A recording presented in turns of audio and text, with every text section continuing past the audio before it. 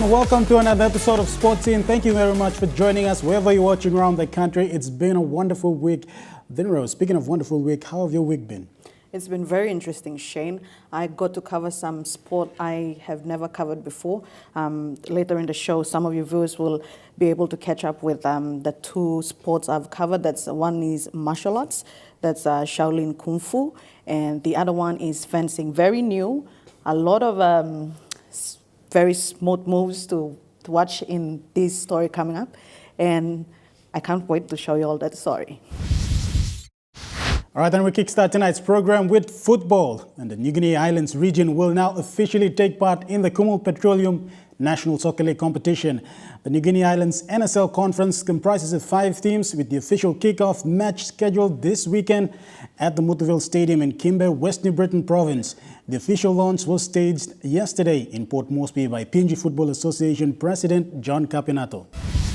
Football fans in the New Guinea Islands will finally get the chance to cheer on their local teams as the island's National Soccer League conference kick into action this weekend. And I know Kimbe is a very soccer-mad town, and I believe there's going to be some opening ceremonies happening there, and I think the Vice Minister has expressed that he wants to go there too, so it's going to be very exciting, and I'm sure that the crowd of Kimbe will turn up. PNGFA President John Kapi Natto says he is excited that finally NSL is now taking place in the 4 regions of the country and for the first time in New Guinea Islands. Both Southern and Northern conferences are into round 5 of their regular season games, with the recently joined Highlands Conference into round 3. The NGI Conference will kick off round 1 this weekend. This is our vision, and I'm sure it's FIFA's also from the eagle-eye view to look down towards all the member associations around the world, is to ensure that our football is diversified and inclusive, that is going throughout all the regions. New Guinea Islands NSL coordinator Tonga Esira acknowledged the support of Kumul Petroleum as a major supporter of football in the country and welcomes the competition soon to kick off in the Oil Palm province of West New Britain and is expected to end together with the other 3 NSL conferences. Ground coordinator has given the letter to the West New Britain Sports Authority, and they are very happy with the letter to work with us, and we will be using the Muthuvel Stadium in Kimbe for the launching this Sunday. The official kickoff this weekend will be at the new Muthuvel Stadium in Kimbe. Cebu Arab FC from the land of the rising sun, Bougainville, will open their NSL season against Radas FC from East New Britain. The main game will be local derby between West Tribe FC and NBPOL Green Gold Liners, while FC Gazelle will open their season on a bye. Exciting times ahead for Shane and football. I know you'll be following a lot of football. Tell us, what do you think of New Guinea Islands, and how do you think would they fare in the NSL? How good do you think are they? Yeah, look, Dinros, for the first time, the NSL has introduced itself to the NGI region, and it's good to see the islands region taking part in the National Soccer League competition. We've had the Highlands competition happen last week, and they're into round 3 now, and the NGI region will kick off round 1. But it's good to see the island boys playing. A lot of island guys are good at playing football, not only in the mainland, so to speak. Momase region and Southern are only playing football, but the NGI guys are good footballers as well, so they will bring in a lot of competition, and definitely future representative players are scouted from that part of the region. David Muta is from NGI region. So speaking of football, there are a lot of good soccer talents out there, and definitely 5 teams to start off with, but that number will increase in the coming years, no doubt about that. And up in the Highlands, we have 6 teams taking part in the competition, and here in the Southern and Northern, 8 teams, but that doesn't matter. All competition will end on the same date and on the same time, and we'll definitely look forward to the Champions League, which is the top 2 teams from all 4 confederates coming together and meeting in Port Moresby to fight for the ultimate prize, and that is to the crown champions of the National Soccer League competition. So definitely exciting times for football ahead, and it's good to have all 4 regions of Papua New Guinea taking part in the world game, and that is football. So yeah, definitely exciting times ahead for football. But moving over from football and to cricket, you've covered a bit about cricket over the weekend. What can you tell us about BSP School program and all that? Moving over to some cricket, the BSP School Cricket program launched its 2019 program last week at the Hagara Primary School here in the nation's capital. And it has grown significantly around the country, reaching over 180,000 children in 2018 and over 1 million children since its inception in 2009. This internationally recognized development program will be looking at reaching more children in the coming months. This internationally recognized development program will be looking at reaching more children in the coming months. The program holds its own among the rest, having produced many elite cricketers in the last decade. Its biggest validation came last year when it produced the under-19 squad that attended the East Asia Pacific World Cricket Qualifiers in Samoa. And for this year, the program will be expanded further into the Highlands region, with schools in Southern Highlands Province ready to take on the program as well. For most children around the country, their earliest introduction to the sport of cricket has been reliant on the BSP School Cricket in recent years.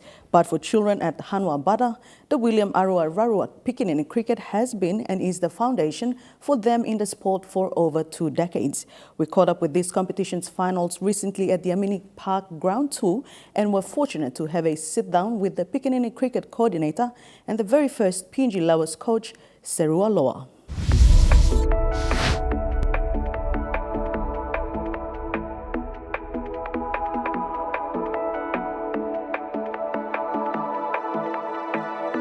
Watching it end again and again. I feel it in waves, you follow me, drifting to blaze. Now a retired coach, Serua Loa is not fully retired from cricket. The former PNG women's cricket coach still hopes some of these kids in this competition will one day represent Papua New Guinea like the ones before them. When we start playing, start the competition, there's a big name like Legacy, Mauru Loano, Kapena, Rua, John Bogereva. They've been playing in that competition. After something like they graduate from this competition and they went to town competition to build up their talent and also their levels. Loa, who has been actively involved in cricket for over 3 decades, is no stranger to talent and cricket development. He coached the first national women's team and later the PNG under-15 Rockrocks. It was being started by the late William Arua for about 15 to 20 years ago. And after he had an accident in the village, and then the former chairman for Cricket PNG, Mr. Nignal, has been named the competition under his name. So now this competition called Late William Arua League Cricket Competition. And now, years later, he is still working towards developing the code and young talent. The first coach for Papua New Guinea was 2007 and 8. We went down to South Africa. We beat Japan in Port Moresby for the best of 3, and then we were qualified for the World Cup qualified at the South Africa, but we came number 6 out of about 10 or 8 countries. Pikinini Cricket accommodates children from as young as 5 years old up to 18 in Hanwha Bada. And it comes as no surprise as this village is breeding most of PNG's cricket players as well. I took PNG under-15 Rockwood for a 8-player challenge at Melbourne, Samoa and Jakarta. So those 3 tournaments been won by the Papua New Guinea. And I was coaching those in the tournament also.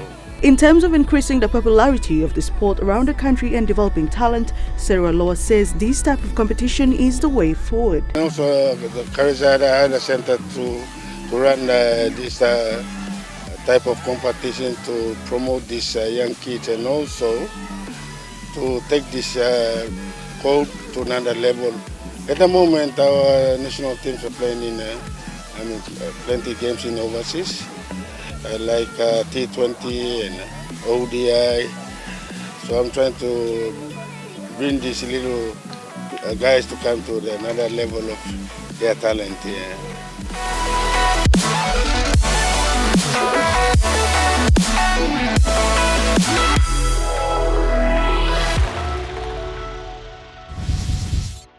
Yeah, look, great development pathway for our youngsters there, and definitely they will replace the future they will be the future Barramundis, definitely heavy hitters of cricket in the South Pacific region.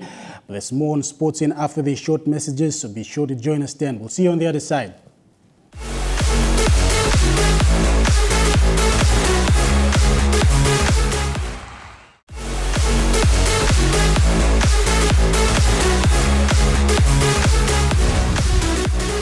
Welcome back, wherever you're watching around the country. You're watching Sports Scene. Now, fencing, a new sport definitely introduced in Papua New Guinea. It was introduced last year, and now it's the second year running. And Dinros, you've caught up with the officials of fencing, haven't you? Now, the sport is already making strides in its development phase here in the capital with the level 1 training of coaches who are expected to facilitate the introduction of the sport to the rest of the country. And with the aim of aligning PNG fencing with the 2024 Olympics in sight, it may seem ambitious, but like everything else, it has to start somewhere. And for fencing PNG, the time is now.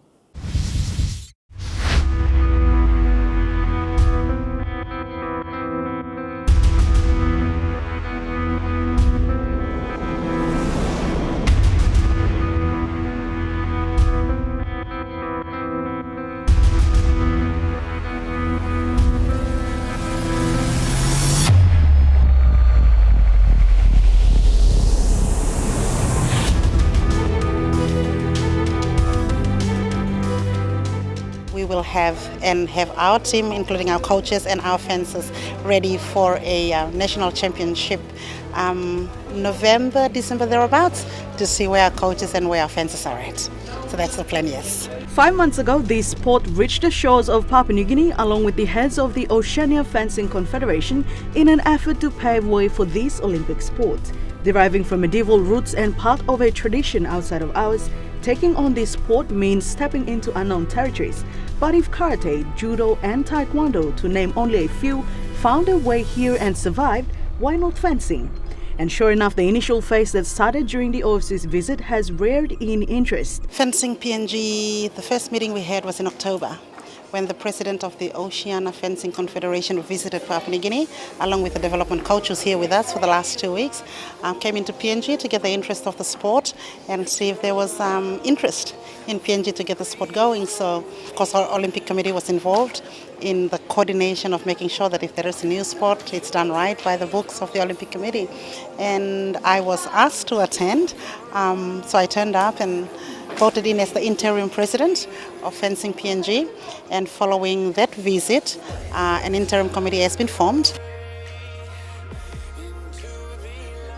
We then put out the feelers to say, all right, time to get the coaches identified, now in preparation for Leon's visit. In the last 2 weeks, these coaches who have taken up this new sport have gone through a level 1 coaches training and have proven to be catching on fast. We've identified from the start 10 coaches to be put through the program, but we got a good interest. We had about 13 coaches turned up on the first day, 3 female and the rest guys. Of the 12, 9 guys and 3 female. The commitment has been great. From the 13 that turned up, 10 stayed on right to the finish of the program to today. Everything was so new. So the 10 that turned up, it was like, wow, all right, so this is fencing. Got into it, we started on the 4th of February, and today is our last day of coaching. I must say that I think the coach is pretty impressed with where we're at the moment. Oceania Fencing Federation Development Officer Leon Thomas, who has been working closely with this first batch of coaches and was assessing them when we caught up with him on Sunday, says great progress has been made in this first phase. It's been excellent, in fact. It's been very intensive, and the guys have been very patient, coming practically every night and working pretty hard, and then 2 Sundays in a row, giving up 2 Sundays in a row and a Saturday night to do it. So from that regard, from the commitment regard, it's been excellent, but also from a fast learning regard, both learning how to fence and learning how to coach. It's been really, really good. None of these folks, except maybe one of them, has had exposure before. The rest of them are starting from scratch as beginners, and the first week we taught them how to fence, and the second week teaching them how to coach. And as you can see behind me going on is part of the assessment process where I'm watching them coach. Interim President Enzila Miro adds that a reassessment will be done in the next few months when Thomas makes his next visit. He'll be up again another 3 times during the year to develop our current team as well as identify further interest to put them through the coaching program. So there will be second level to upgrade those that we currently have, and then identify new talents. Then he'll start again from zero, ground level up, training those. We're hoping that we will have and maintain the 10 that we currently have for the full year, and add more coach on, develop clubs in Port Moresby to start with. When I come back, it'll be more of a review, how far they've gone in my absence, and checking that their coaching is correct, that they're still following on track, and also, I guess, looking at the new recruits that are coming in. And with the goal of aligning the sport with a 4-year term as per the Olympics, it is paramount that the development phase starts this early out. Our goal is to have one competition amongst the fences that we've got by the end of the year. That's very achievable because we're already taking good steps in that direction. But yeah, a competition by the end of the year just to kick us off would be good. And once we've completed the year and got everything in place, then we're looking at instituting a 4-year plan that we'll sit down and nut out, and that'll be a 4-year plan along the same years as the Olympics. So between Tokyo and the next Olympics, Papua New Guinea will be operating its 4-year plan, and by that time, by the time of the next Olympics in 2024, we'd hope that we've got international competitors from Papua New Guinea out there. This is good, and you'd like to give it a try, please be in contact with ANZ and the PNG Fencing Federation, and let them know that you're interested, and it's pretty soon they'll be running courses so you can come in and have a go. But just get in there and do it. That's what it's all about, like with all sport. Now moving on to some corporate sponsorship, SP Brewery has renewed its long-standing support for sports partnership with the PNG OC by supporting Team PNG's participation in the 2020 Olympics with over 400,000 kina for a 3-year sponsorship package. So on behalf of the athletes, Team PNG, thank you so much, and we'd like to see this go on for many more years. In PNG OC's pursuit to achieving its vision, which is to inspire and unite Papua New Guineans through sporting excellence and success, SP support not only helps Team PNG to make an appearance at the Olympics possible, but it will also boost preparations towards the Pacific Games in July in Apia, Samoa. PNG Olympic Committee, we've had a long-standing relationship with SP Brewery for many, many years. I think it goes as far back as in the early days, soon after our organization was established. So it's been a long time, it's been a long partnership. And we're extremely happy to see this partnership continue for another 3 years with our agreement that we will be about to sign.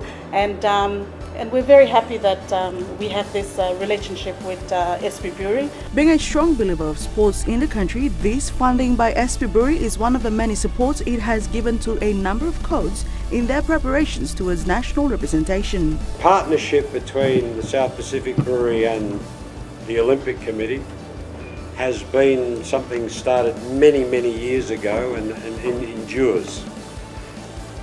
Recognising our elite athletes and helping to prepare those athletes for competition on the global stage is something that I think is an obligation, but more beyond that, it's a privilege to be involved in. That we're actually able to prepare Papua New Guinean athletes to go and compete on the world stage. The pride with which a Papua New Guinean in any form of athletics is out there on whether it's the track or the field or whatever they're doing, to represent Papua New Guinea, it's special. It really, really is. And a lot of people come from backgrounds, a lot of disadvantaged, but they go out there and they do their personal best. And I think they provide a role model for everybody in the community. Whether it's Toa Whistle or all those different people, that you just think of those moments that they've captured. If you think of moments of success in Papua New Guinea's history, they're actually, a lot of them are in sport. Yeah, look, I take my hat off SP Brewery. They've been the major supporter of our sporting events in the country, as well as supporting our national team, the Espiantes, in through the Intra-Super Cup. So we wish them all the best in their future endeavour. But we'll continue after these short messages, so don't go away. You're watching Sports Scene.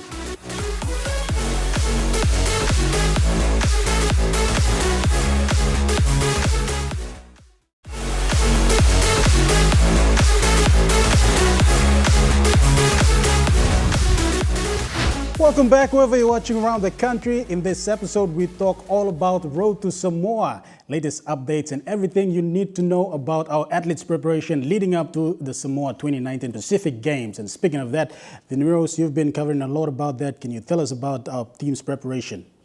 Yeah, being the defending champions of the Pacific Games from the 2015 Games, PNG will be arriving in Samoa in July with a lot of determination to make sure that status stays that way. And in order to do so, a lot of work has been and is still going on to make sure Team PNG attends the Games in full force. Now, in this interview with Team PNG's Pacific Games 2019 Chef du Mission, Emma YY, she speaks of their preparations, updates, and what they aspire for at the Games.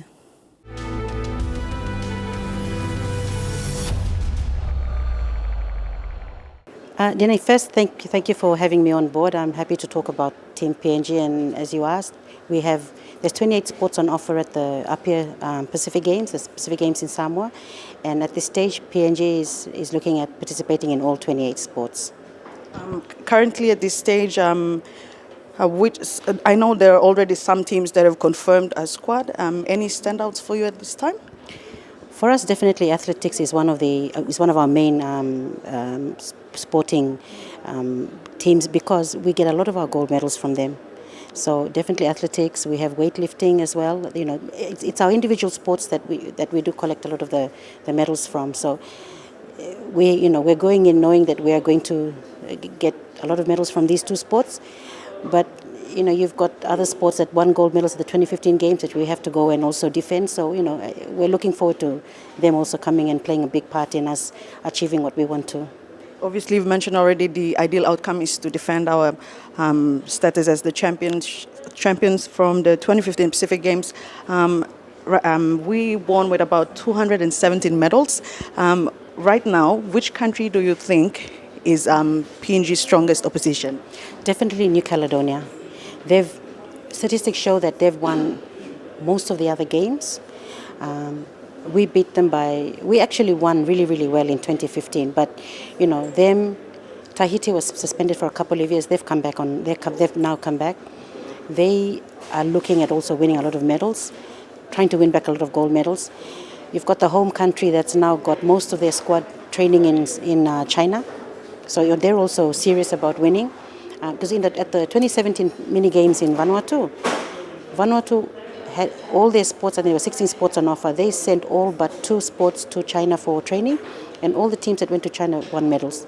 And Vanuatu, so yes, New Caledonia has always been our biggest threat, but Samoa's preparing well. Vanuatu, if they've been continuing with the same thing, they're also a threat.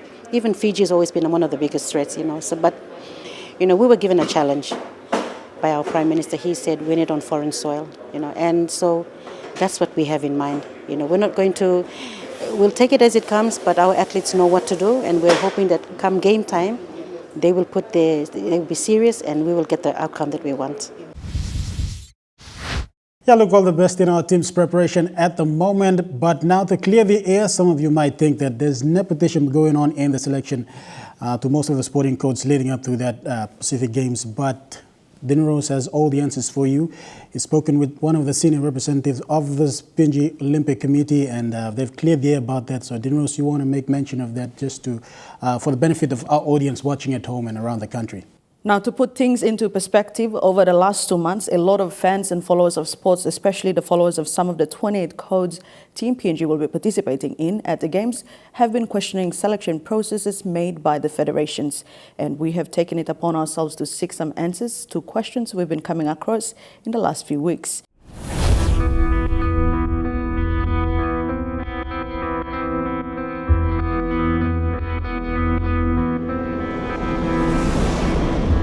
Firstly, I should explain the justification committee process. It's a 3-phase process. The first phase is where every sport that's on the program of the respective games, in this case for the 2019 Pacific Games, there are 28 sports that are on the program. And we have the first phase, which is where every sport has to justify why their sport should participate at the Games. So they need to give us information in terms of their current performance of their teams, their athletes, what they can contribute in terms of medals for Team PNG. So that's what every sport needs to do as part of justifying your sport process. We tied that in with justifying officials. So that justifying your sport and justifying officials, that took place in June last year, where in May every sport had to submit the justification of their sport as well as nominations of their officials. And in June the justification committee then met and considered those nominations. And so right now we have officials that are already in place for their sports. Those coaches and managers who are in place and working with their teams, with the squads. And the next phase, which we're about to, which we're going through right now, is justifying individuals. And justifying individuals is justifying athletes. So they had a deadline on the 25th of January where they had to submit their squads, their final squads with non-traveling reserves. And so that will be then considered by the justification committee when they meet from the 18th to the 22nd of March. We also have a deadline which is 27th of February where they have to provide all the passport biodata details, passport copies. So all of those things, also evidence of their ranking and results in recent competitions. Those are things that, and fitness testing results as well. Those are all of that data that and information which the justification committee will need to have before them at the meeting to consider in order to justify athlete.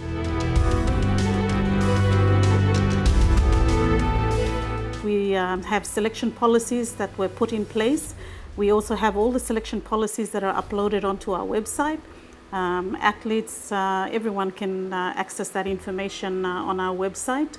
And so we want to make sure that any athlete that is put forward by their sport actually meets the performance and game standards that we've put in place. Because we want to make sure we're taking a strong team, a competitive team with medal potential. And the selection policy outlines our game standards.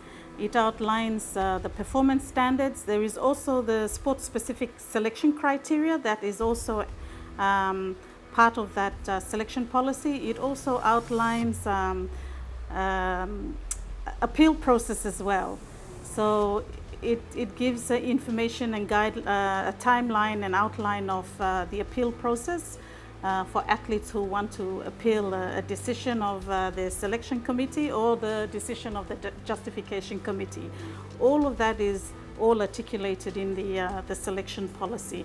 So that is the main selection policy that really guides the individual sports when they're selecting their teams, going by the sport-specific selection criteria, and also it also guides the justification committee when we're looking at athletes who actually have met the performance standards for the games.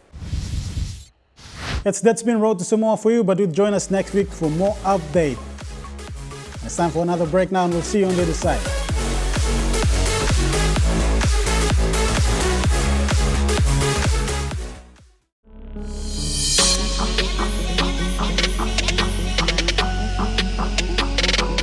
Welcome back. Well, the competition just went faster than I actually thought, and we're heading into round 5 of the Northern and Southern Conference this weekend. Cutting back to Highlands region into round 3, while New Guinea Islands NSL Conference expected to get the ball rolling with the official kickoff this weekend at the Muthuvel Stadium in Kimbe.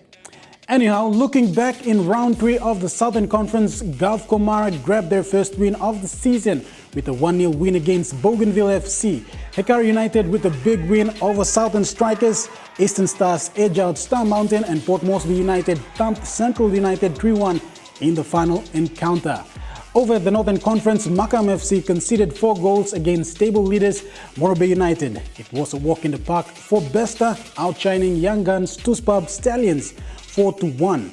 And after round 3, the points ladder in the Southern Conference spinned out two clear leaders, Hagara and Port Moresby United with 3 wins apiece, topping the ladder, while the Central lads showing signs of positivity with 1 loss and 2 wins, rounding off the top 3 placing.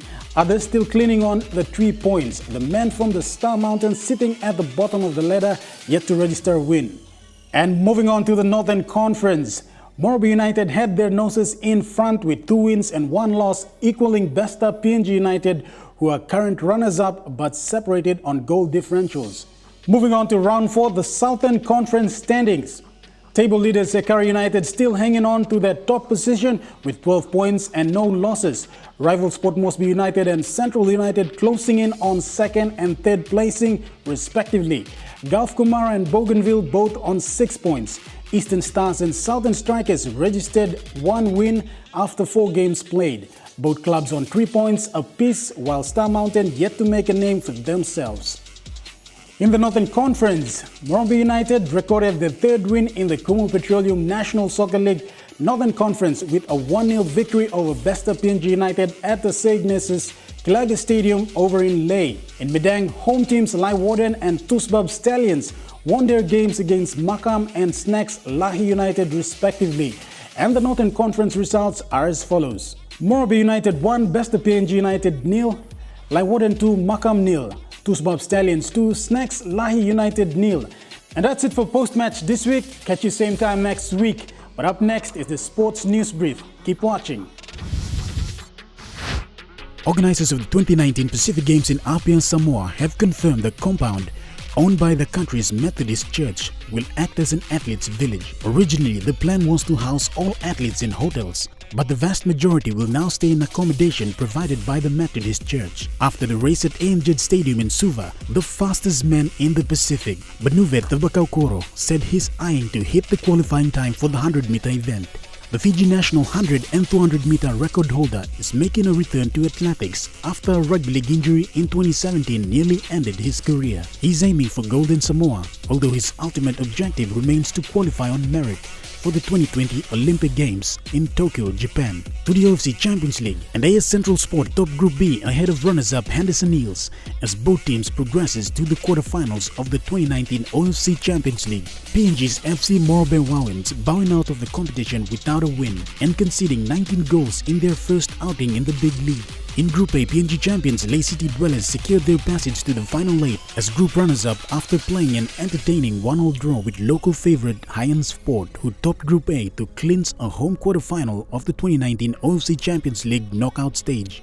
Tahiti's Ian Stefana and Malampa Revivers from Vanuatu were also forced to settle for a draw before both bowing out of this year's edition of the tournament. Group C and D will play their round of pool matches this weekend, with the group leader and runner-up advancing to the quarterfinals. The 2019 POM Corporate Snooker Competition is back again, with kickoff dates set on the 19th of March. Registration is now open and will close on the 11th of March. That's a week before the actual event. Team nomination stands at 200 kina, team sponsorship package at 300. The competition consists of 2 divisions, Premier Grade and Open Grade. Competition format, all teams must have a minimum of 5 players in Premier Grade and 6 players in Open Grade, and a maximum of 10 players per team.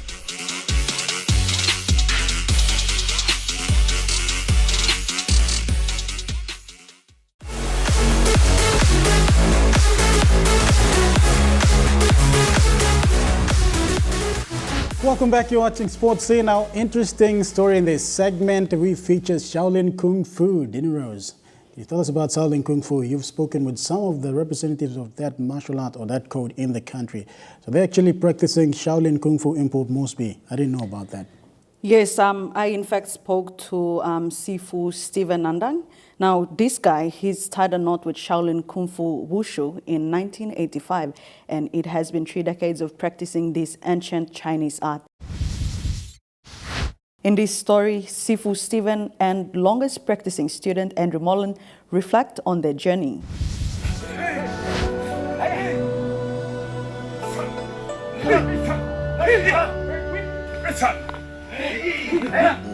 Kung Fu, they say, is a way of life. Kung Fu, they say, is a way of life simply because of the definition. Kung Fu in Chinese simply means ultimate skill or great skill. Any skill that you master after a long period of practice or experience or training, you practice it for so long that you become really good at it. That is your Kung Fu. Shaolin Kung Fu is a Chinese martial arts style that is the root of all forms of martial arts. Born in Shaolin Temple in China, this martial art was introduced to PNG in the 1980s by its masters and later passed on to the first Papua New Guineans. Sifu Stephen was one of them. Mi hari mosem disla China name belongen Hantogo. Bin lainim Saurin Chinchan Kung Fu Training School long Boroko. So one walk below me. Origo now talking me. So we got China Kung Fu School or this or training more. So me kira me go join him more now. Long 1984. 1984 we been joining Saurin Chinchan Kung Fu School long Boroko. He first entered the school in 1984. Years later, former world kickboxing champion Stanley Nandex would be one of those who started out in fight sport under Sifu Stephen in Shaolin before venturing out. So we start connecting class long we like him Chinchan Kung Fu Lohan Kung Fu School. So we work connecting class running school long 1988. He going up 1990. The Port Moresby Shaolin Kung Fu Wushu School, formerly known as the Chin San Kung Fu School, lost its base at the Colts Oval here in Port Moresby at Boroko when it had to make space for the cricket grounds.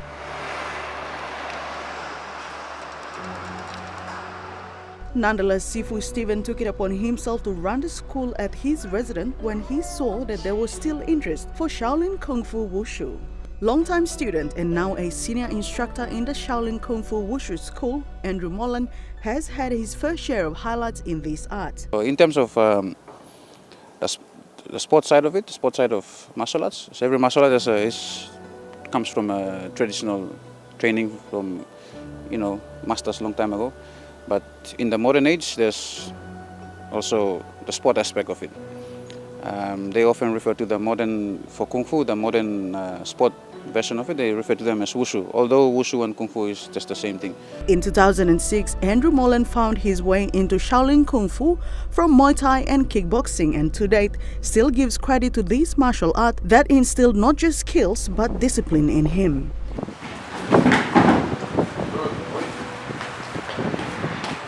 Both men still feel strongly about the art and hope to see it grow here in the country. Got big thing long bungi mo get a young play youth long Port Moresby or around the country or he must play or savelo display catch up long China because Wushu one play good plan easy play game where any man merry way he can take part and play inside.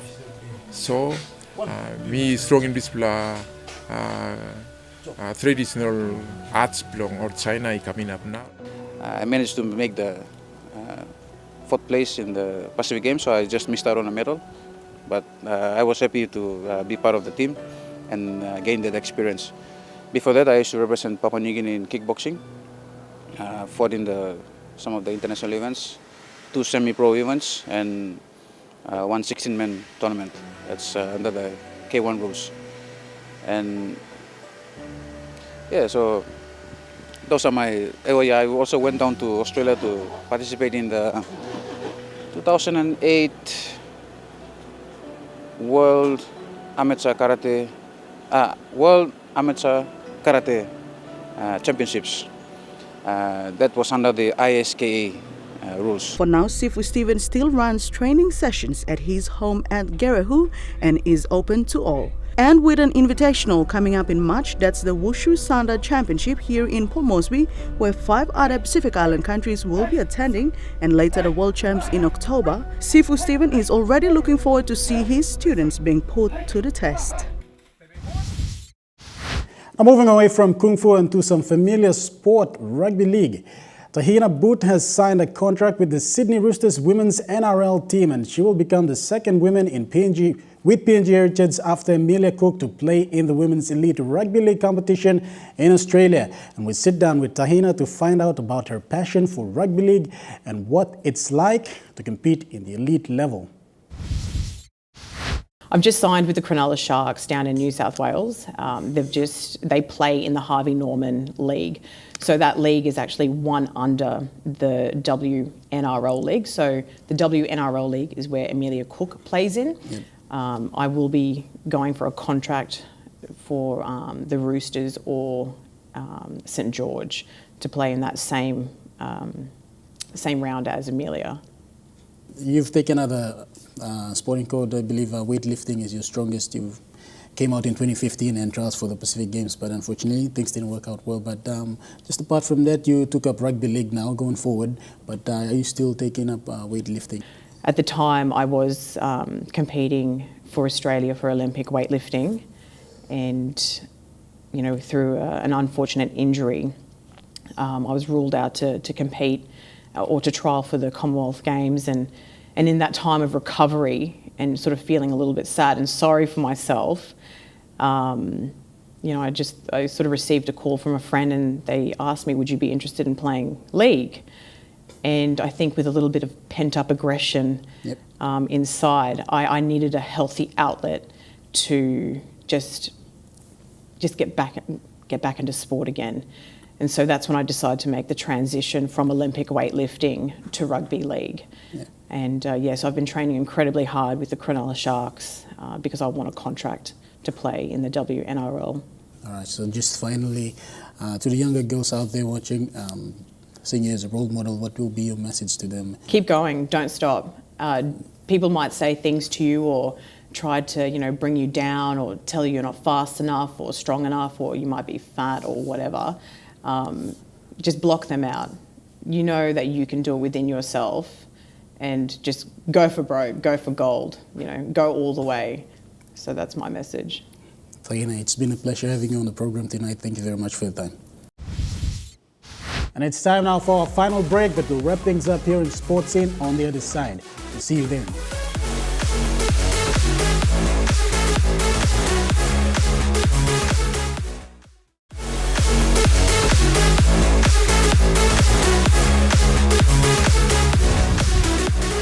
Welcome back, and we talk a little bit more about rugby league in this final segment.